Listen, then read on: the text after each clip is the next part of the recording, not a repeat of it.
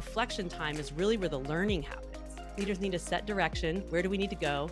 Provide support and develop themselves. We don't want to just go focus on the process. We need to focus on how we're creating the conditions for people to learn, to contribute, to be their best selves. So we always need to see opportunities for growth for ourselves, opportunities for improvement, and how can we see our daily interactions and the way we're needing to achieve. I've had the great privilege and honor to become friends and professional partners with Toyota leader Isao Yoshino over the last decade.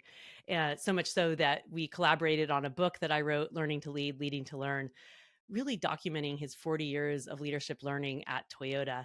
And there's so many things that I've learned from these decades of conversation, but a few that really stand out to me are one, first, the power and importance of reflection. This concept of Hansei. It's a Japanese word meaning reflection or self-reflection. And it's that deep reflection that we have. It could be in the moment, like how did this actual interaction go? It can be looking back in time, like how did that project or that experience go, or even the process of Hansei that I undertook with Mr. Yoshino and looking back over decades. Reflection time is really where the learning happens.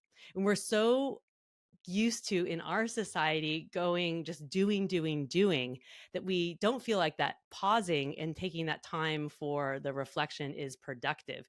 But in fact, that is one of the secrets to Toyota's success is they put so much emphasis on the reflection and the studying part of the plan, do, study, adjust cycle. The secret to Toyota is its attitude towards learning, and the learning happens in the reflection and the studying. So that is the number one, I guess, takeaway that I've had from my interactions with both Mr. Yoshino, but also the process of creating the book and really what I've brought into my own leadership.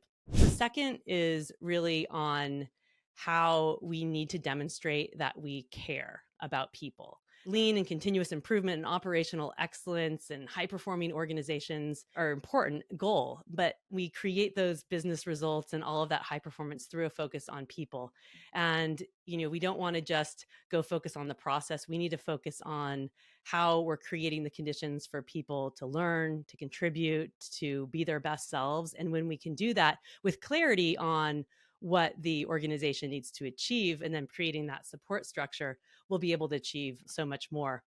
The third part is really to always be having a learning mindset for yourself. Mr. Yoshino really demonstrates this lifelong learning attitude. And in fact, the subtitle of my book is Lessons from Toyota Leader on a Lifetime of Continuous Learning. So we always need to see opportunities for growth for ourselves, opportunities for improvement, and how can we see our daily interactions and the things we want to achieve out there, how we're developing our teams and our people as ways to also develop ourselves. And this was really summed up in a simple comment that Mr. Yoshino made to me the very first time I met him. He was actually on stage at a conference right before I moved to Japan. And he said that his role as a manager was to give the person reporting to him a mission or target and then support him as he figured out how to reach that mission or target. And then he was aware that as he was developing the other person, he was developing himself as well.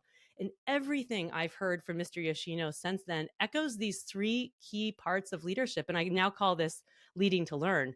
Leaders need to set direction. Where do we need to go? Provide support and develop themselves. And when we can do these three things, we will be able to achieve better success for our organizations, a greater environment for our team members, and greater personal satisfaction and career growth for ourselves as well.